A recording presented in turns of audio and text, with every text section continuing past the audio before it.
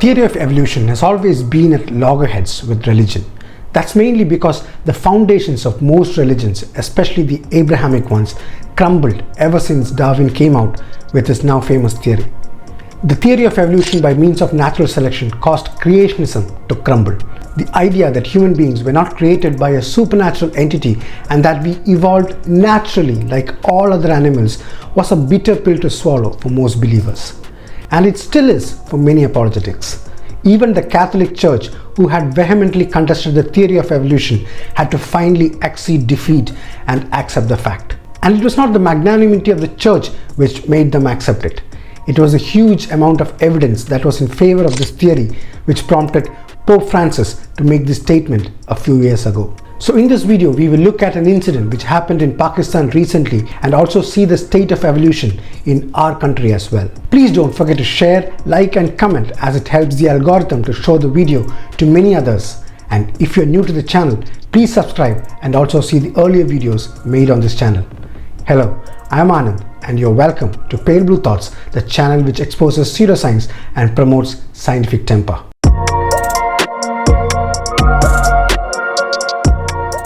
Here in our country, the NCERT has removed evolution from their high school textbooks. On the flip side, we have pseudoscientific gurus like this one here and YouTubers like this one here who tried to equate Darwinian evolution to the myth of the Dashavatara. The scene across the border is not vastly different as recent events point out. An assistant professor in biology from Bannu, Pakistan was forced to apologize for teaching Charles Darwin's theory of evolution. He also was forced to declare that women are inferior to men as per the Quran and the Hadith.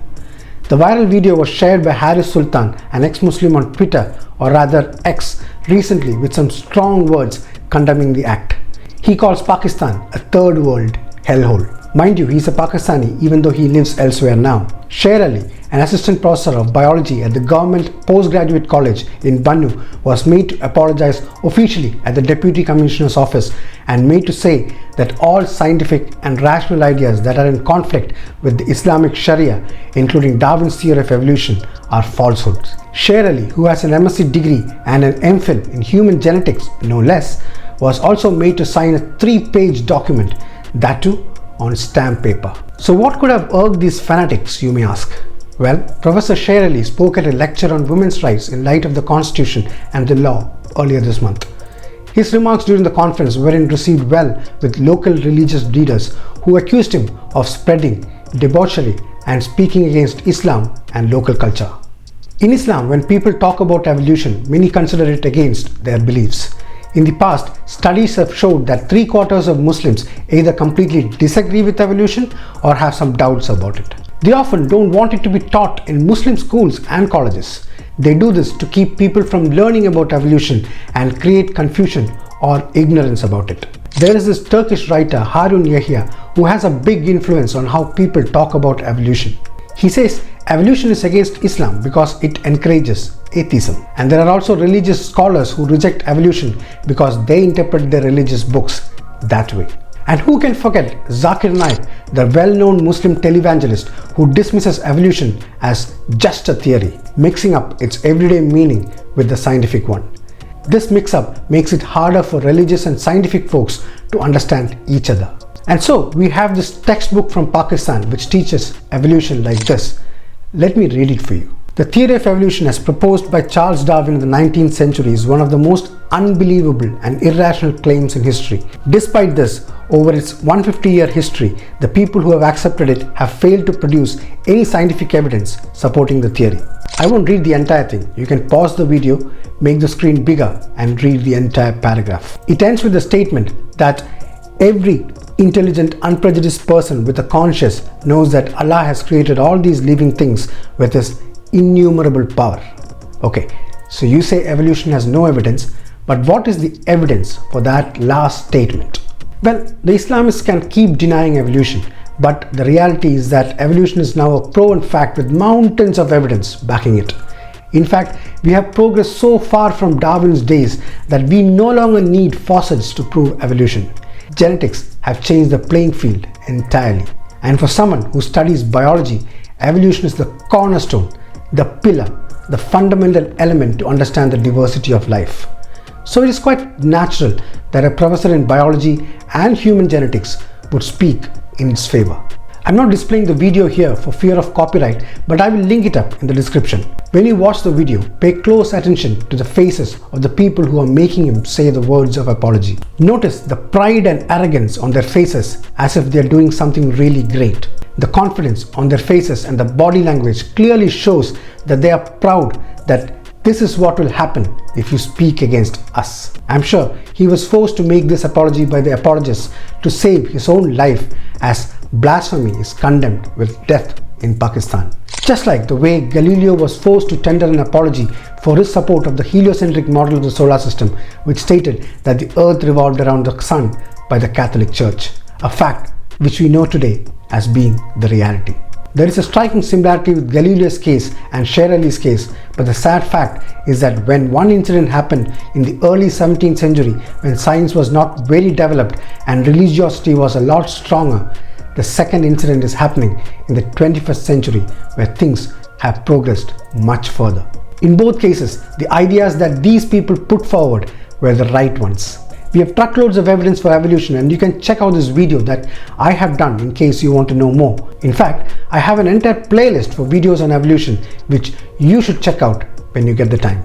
We keep saying what can happen to a nation when it becomes a religious nation by taking the example of Pakistan, and this is a prime example of that. India and Pakistan are two countries which were formed almost in the same day, but one turned out to be deeply religious in nature and the other turned secular.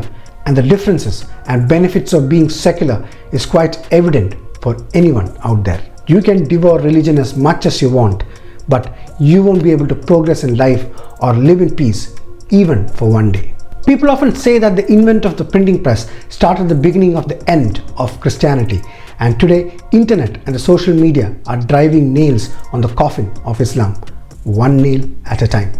The printing press allowed for the mass production of the Bible, making the scriptures more accessible to a broader audience. Now you know what happens when people actually read the religious scriptures, right?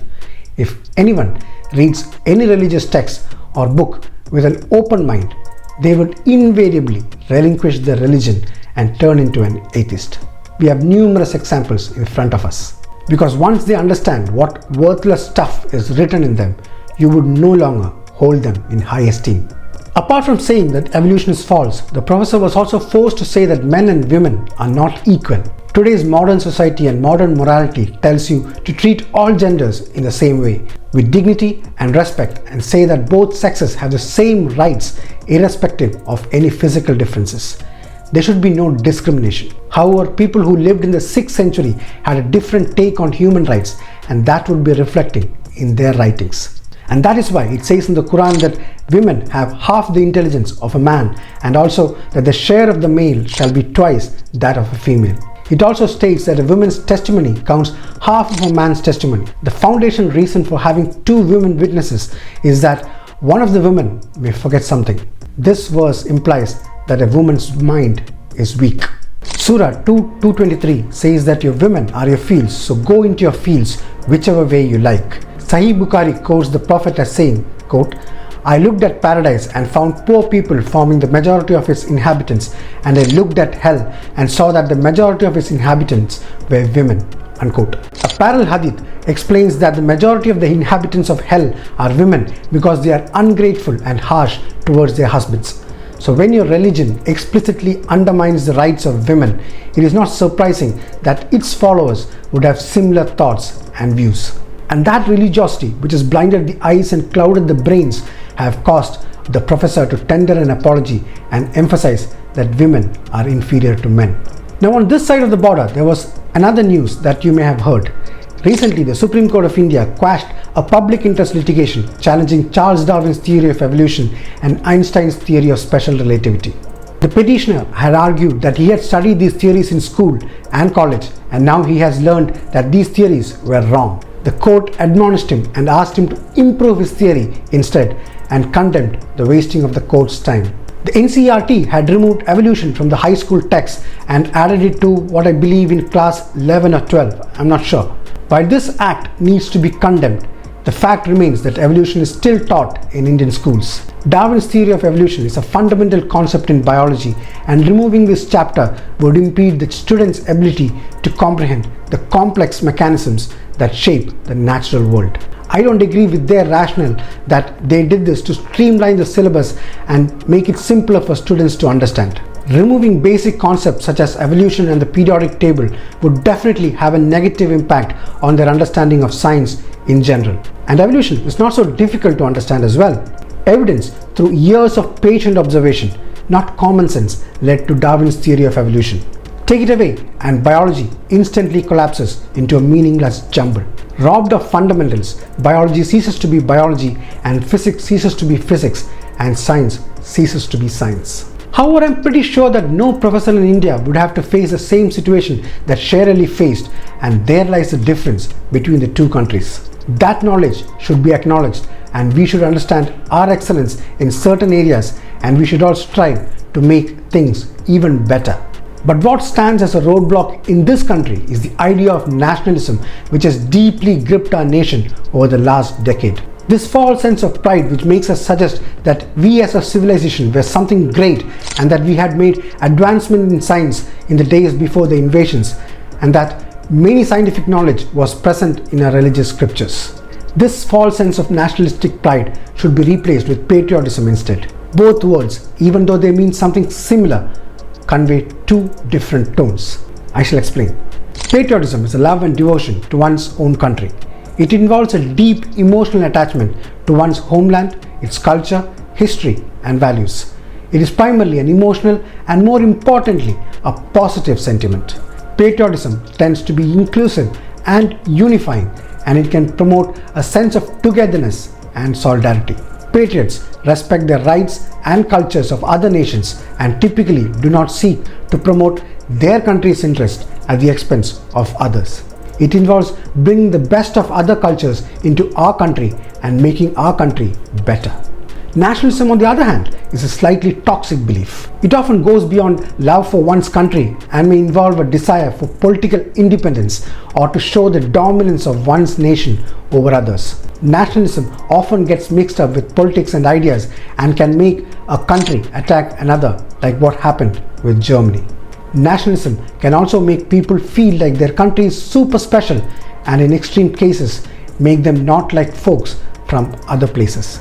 Nationalism causes people to shun other cultures and instead say that their culture is the best, their history is the best, and leads to a false sense of pride and often pushes people into the dark ages. It leads people to think that we are the best, we have nothing to take from others, and instead let others learn from us. Patriotism makes us stand up for the national anthem, and nationalism makes one say that UNESCO has named our anthem the best in the world.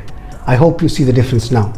The world is changing towards a global village and cultures are intermingling, so we need to be more inclusive and accept the good things from elsewhere and adopt it as part of our culture, and having a scientific mindset is one of the more critical things that we should accept from the West.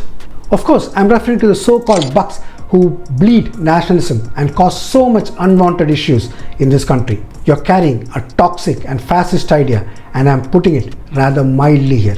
If you can change your thought process from being nationalistic to patriotic, it can help this country to become better and progress. Please don't let Jai Shri Ram turn into the next Allahu Akbar. So to sum up, as usual, I feel sorry for the poor biology professor who had to tender an apology in front of a huge number of religious fanatics and go against the reality of this natural world. At least I'm thankful that he still has a head on his body, but the heads of everyone watching him should bow down in shame for this shocking act. Science has no need for Pakistan, but Pakistan needs science because it is the basis of a modern economy and it enables people to gain decent livelihoods. To get there, matters of faith will have to be cleanly separated from matters of science. This is how people around the world have managed to prosper. Pakistan can too, but only if it wants. I hope you like this video. Please share your views via comments, and if you would like to contribute to the channel, there are plenty of options available in the description. I hope you're also watching and enjoying the 1-minute daily dose of science videos that I am releasing every day at 6 p.m. I shall be back soon with yet another video, and until then, it's Bye bye from Pale Blue Thoughts.